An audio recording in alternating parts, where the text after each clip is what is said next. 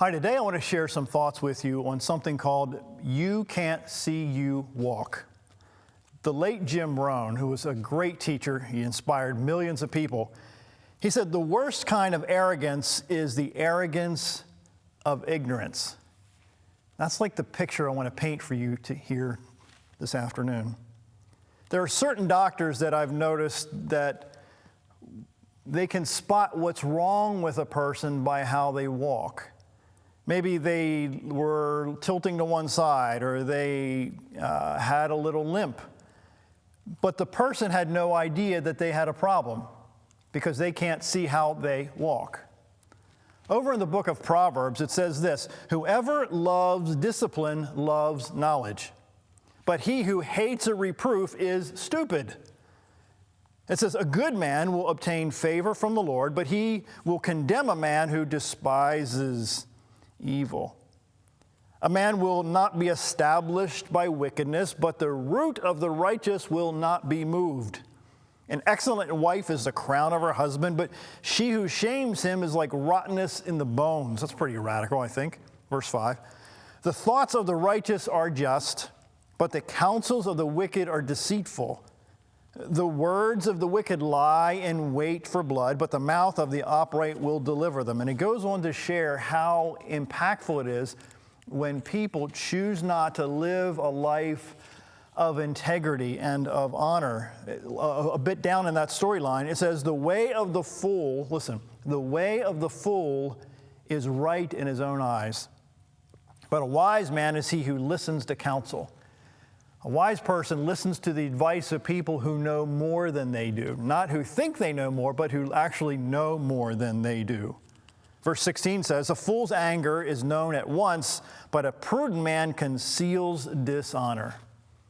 The big picture today is about wisdom, is about how to leverage the advice and the experience of other people, not only in your life, but also people who've lived a long time and have written their words of advice down in books. Again, the late Jim Rohn once said, "The worst kind of arrogance is arrogance of ignorance." Again, the worst kind of arrogance is the arrogance of ignorance.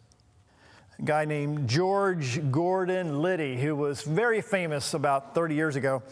He was the Watergate conspirator under Nixon, who was involved in some pretty shady stuff. He said this, "I found within myself all I need and all I should ever need. I am a man of great, great faith, but my faith is in George Gordon Liddy himself. He has never failed me." Yikes. When you think that you and I have all the answers, that's the first inkling that we're about to fall on our face. You see, you can't see how you walk. I can't see how I walk. There's a story that was shared about 20 years ago. In the summer of 1986, two ships collided in the Black Sea off the coast of Russia. Hundreds of passengers died, and as they were hurled into the icy waters below, news of the disaster was further darkened when an investigation revealed the cause of the accident. It wasn't a technology problem, like radar malfunction or even thick fog. The cause was human stubbornness. Each captain was aware of the other ship's presence nearby, but both could have steered clear. But according to news reports, neither captain wanted to give way to the other, and so each was too proud to yield first. So by the time they came to their senses, it was just too late. How many times haven't you chosen and I chosen not to give way, not to yield, not to seek and follow the advice of people smarter than us? There's a connection between arrogance and falling on your face over and over again. Again, there's a connection between arrogance and falling on your face over and over again. James 4 in the New Testament says, "Come now, you who say, 'Today or tomorrow we'll go to such and such a city and spend a year there and a year there engaged in business and making a profit, yet you do not know what your life will be like tomorrow. You are just a vapor that appears for a little while and then vanishes away. Instead, you ought to say, 'If the Lord wills, we will live and also do this or that.' But as it is, you boast in your arrogance, and all such boasting is evil. Therefore, To one who knows the right thing to do and does not do it, to him it is sin. So you and I have to understand that we don't have all the facts. We don't have all the answers. You don't have all the answers, and I certainly do not have all the answers. So none of us have the power to control what happens in the next minute. Again, none of us have the power to control what happens to us in the next minute. There are some people who have a swagger, who from other people's point of view look pretty dumb. Have you ever met people who think they know, who think they're all that, when in fact they're dumb as dishwater? I mean, they just really don't have the facts. But in their own eyes, in their own mirror, they think that they have all the answers. And I wonder how many times you and I both have been in a situation where we have thought that we have all the answers. Kent Crockett shares a story.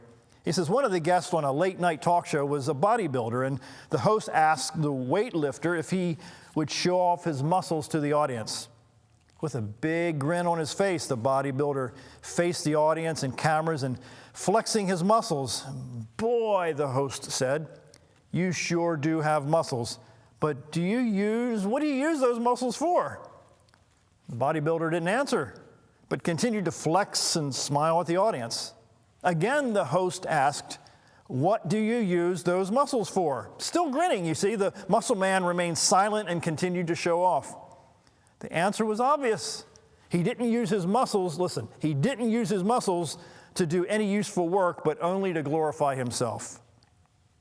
The storyteller ends with saying, we can glorify ourselves in many different ways. We can use our looks, our intelligence, our job status, and personal accomplishments to glorify ourselves. We can even use our spiritual gifts and ministries to exalt ourselves instead of the God who gave us those gifts. The older I get, I realize that I'm supposed to leverage what I've learned over the years for the benefit of other people. And I'm wondering if you also can leverage what you've learned, the mistakes you've made, for the benefit of other people in your life.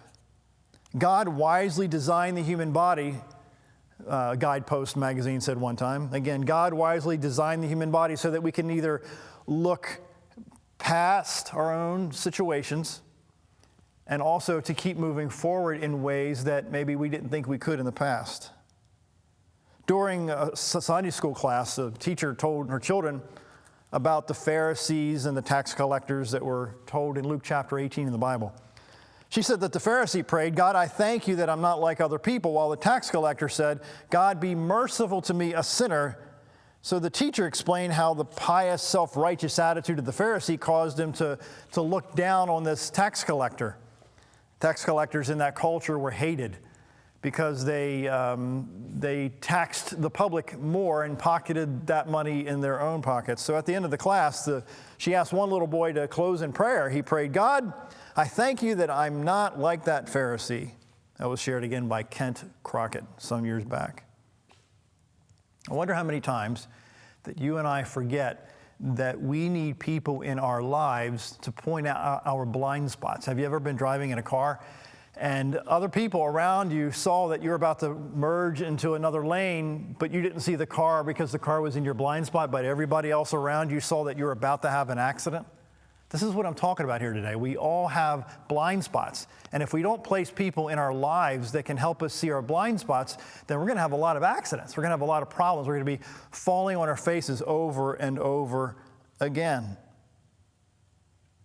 Over in 1 Corinthians, a paraphrase of that text, St. Paul wrote a good part of this part of the Bible. In 1 Corinthians chapter 15, it says, now let me remind you, brothers, of what the gospel really is, for it has not changed. It is the same good news I preached to you before. You welcomed it then, and you still do now, for your faith is squarely built upon this message. And this is the good news that saves you if you still firmly believe, unless, of course, you never really believed it in the first place. I pass on to you the right from the first what I've been told to me, that Christ died for our sins just as the Scriptures said he would, and that he was buried, and that 3 days afterward he arose from the grave, just as the prophets foretold. You see, he was seen by Peter and later by the rest of the 12, and it goes on down to say, for I am listen, this is St. Paul, and let me pause. Paul was a man who had people killed who believed in Jesus Christ back 2,000 years ago. So he ends this piece of this text. He says, for I am least worthy of all the apostles, and I shouldn't even be called an apostle at all after the way I treated the church of God. So Paul understood that prior to him changing his ways to be a fan of Jesus, to be a preacher of Jesus, to be a teacher of Jesus' sayings and lifestyle, that he had people murdered. So he wasn't coming at it like, I'm the best thing around. He says clearly that he's the least of everybody around him because of all the stuff that he did to other people. So he had no right to brag about anything. So he continues in the same text. He says, but whatever I am now, it is all because God poured out such kindness and grace upon me, and not without results, for I've worked harder than all the apostles, yet actually I wasn't even doing it, but God working in me to bless me. It makes no difference who worked the hardest or they. The important thing is that we preached the gospel to you and you believed it. Again, Paul got it.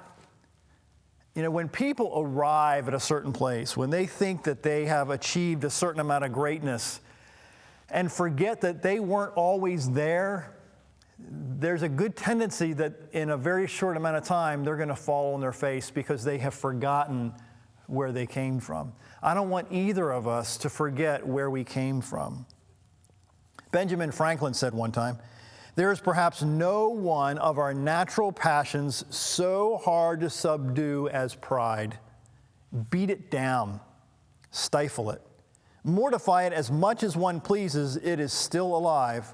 Even if I could conceive that I had completely overcome it, I probably would be proud of my humility.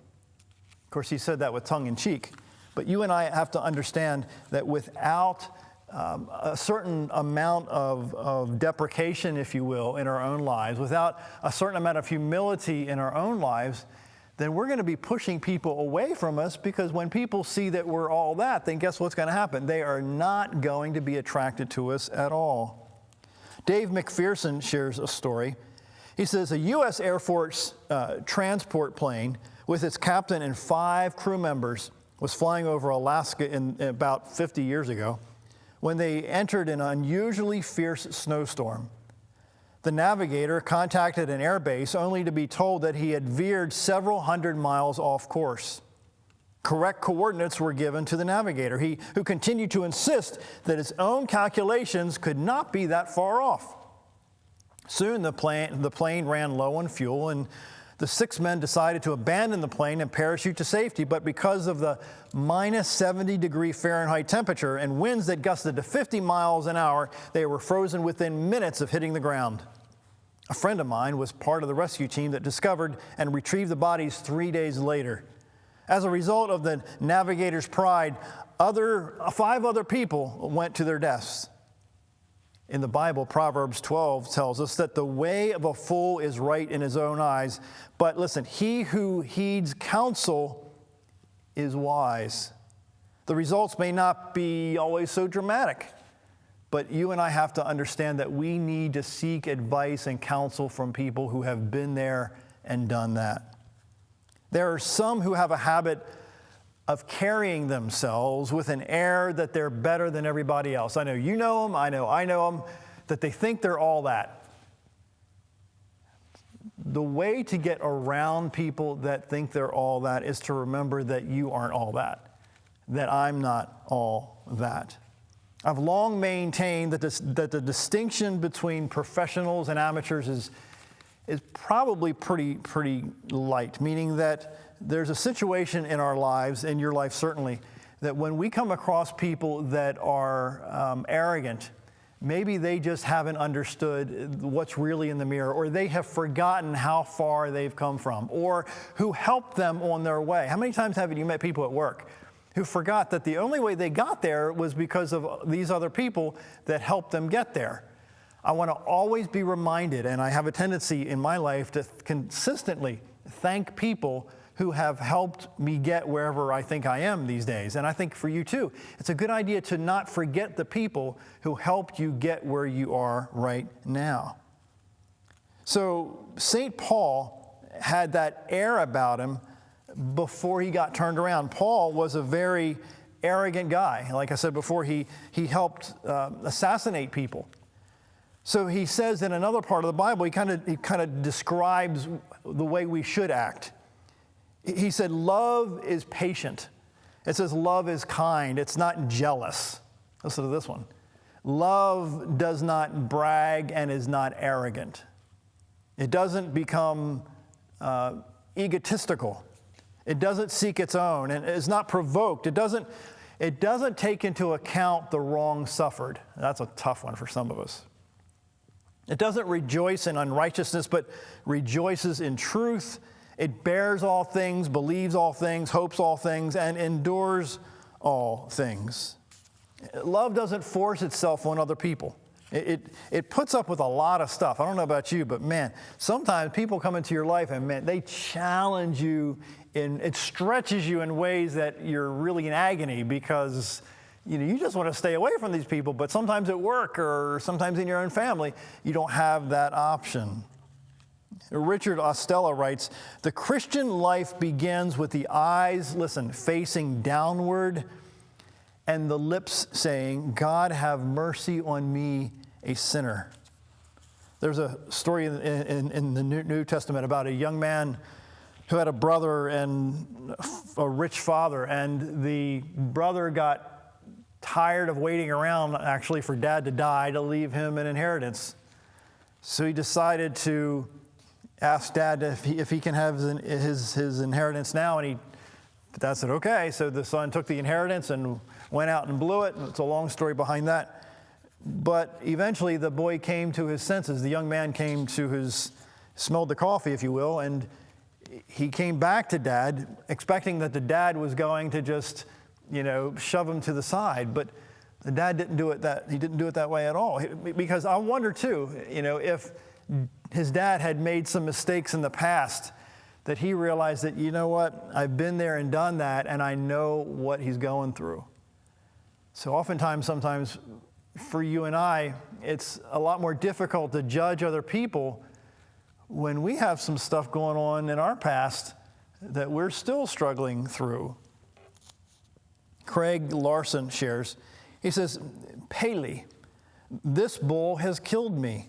So said Jose Cubero, one of Spain's most brilliant matadors before he lost consciousness and died.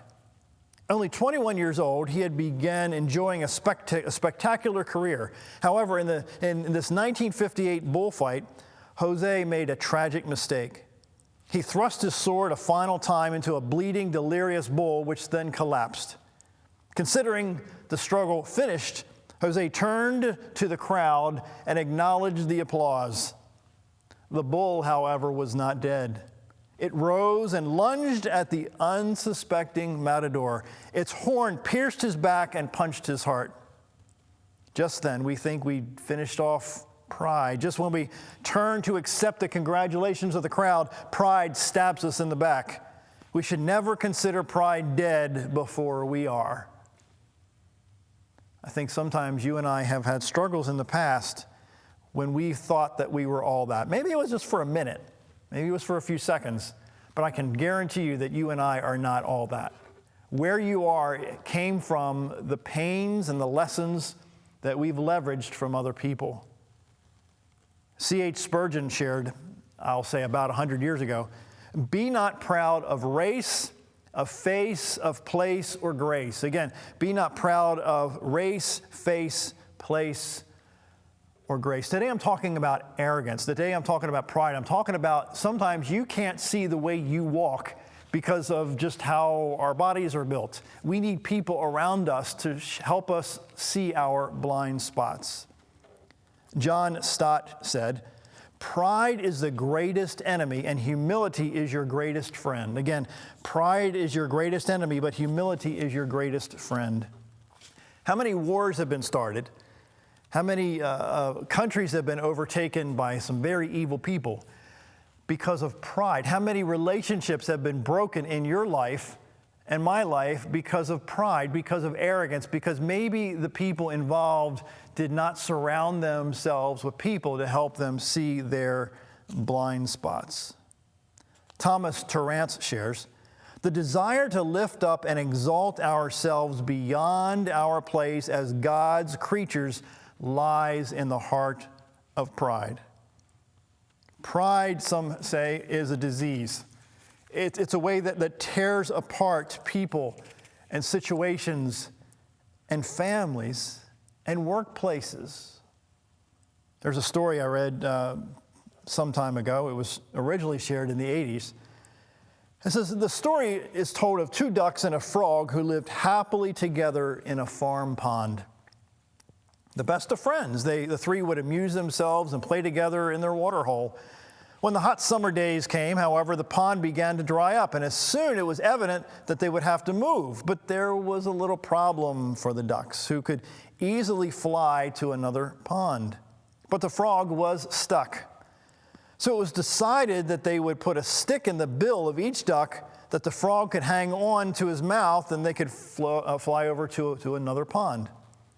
So the plan worked well, so well, in fact, that as they were flying along, a farmer looked up in admiration and mused, well, isn't that a clever idea? I wonder who thought of it. Well, the frog said, I did. Get it? They're flying over.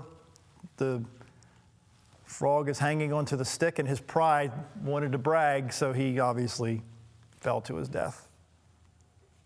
Philippians chapter 2 in the Bible is another text that St. Paul shared. He says, have this mind among yourselves, which is yours in Christ Jesus, who though he was in the form of God, did not count equality with God, a thing to be grasped, but made himself nothing. Again, but made himself nothing, taking the form of a servant, being born in the likeness of man, and being found in human form, he humbled himself by becoming obedient even to the point of death, even the death on the cross. Our daily bread's a little booklet that was sent out. I don't know if it's still being mailed out. I think it is. All across the United States and maybe the world. There's a story in it that says this: a truly humble man is hard to find, yet God delights to honor such selfless people. Booker T. Washington, the renowned black educator, was an outstanding example of this truth. Shortly after he took over the presidency of Tuskegee Institute in Alabama, he was walking in an exclusive section of town where he was stopped by a wealthy white woman. Not knowing the famous Mr. Washington by sight, she asked if he would like to earn a few dollars by chopping wood for her. Because he had no pressing business at the moment, Professor Washington smiled, rolled up his sleeves, and proceeded to do the humble chore she had requested. When he was finished, he carried the logs into the house and stacked them by the fireplace. A little girl recognized him and later revealed his identity to the lady. The next morning, the embarrassed woman went to see Mr. Washington in his office at the Institute and apologized profusely. "It's perfectly all right, madam," he replied. "Occasionally, I enjoy a little manual labor. Besides, it was always a delight to do something for a friend." She shook his hand and warmly assured him that his meek and gracious attitude had endeared him and his work to her and to her heart. So not long afterward, she showed her admiration by persuading some wealthy acquaintances to join her in donating thousands and thousands of dollars to the Institute because of humility. The great preacher and evangelist D.L. Moody said, "Be humble or you'll stumble. Be humble or you'll stumble." Again, I'll say it multiple times here today, but never forget where you come from. Never forget the people who helped you get there. Ralph Waldo Emerson said, "A great man is always willing to be little." Don't get stuck with the title. I personally don't like titles. Titles put a separation between people who have the title and other people who don't have a title. That's why I really don't like titles. Chris Jammy shared, to share your weaknesses, listen to this, to share your weaknesses is to make yourself vulnerable. To make yourself vulnerable is to show your strength. H. Jackson Brown shared, every person that you meet knows something you don't, so learn from them. Again, every person you meet knows something you don't, so learn from them. I think that just makes common sense, but most people, honestly, like 90+%, do not do that. They don't leverage the people in their lives to learn from, and frankly, maybe they don't share some of their experiences with other people to help those people as well. Over in Romans 12, it says, "For by the grace given to me, I say to everyone among you not to think of himself more highly than he ought to think, but to think with sober judgment." Think about that a minute. When you think you're all that, when I think I'm all that, it really shows an example of that you're really not all that. You've seen it on TV, you've seen it in your family, you've seen it in the workplace. The ugliness of arrogance is just something that I don't think neither of us want to be around. Proverbs says this in the Bible, a paraphrase of it says, "He that is wise will hear and will increase learning, and the intelligent will gain wise counsels." None of us have all the answers. None of us have all the answers. So I will end today with the words of a song that was written, I can't remember how many years ago, but it's called "Amazing Grace." It says, "Amazing grace, how sweet the sound that saves a wretch like me. I was once lost, but now I'm found, was blind, but now I see. Through many dangers, toils, and snares, I have already come. 'Twas grace that brought me safe thus far, and grace will lead me home." So again, God wisely designed the human body so that we can neither pat ourselves on the back nor kick ourselves too easily. That was from Guidepost magazine. So as I close here today, you and I cannot see ourselves walk. It is essential that you place people in your life and my life that can share wisdom and experience that can help us walk correctly, to live life in an ethical and moral fashion. My name's John Carver. Thanks for watching.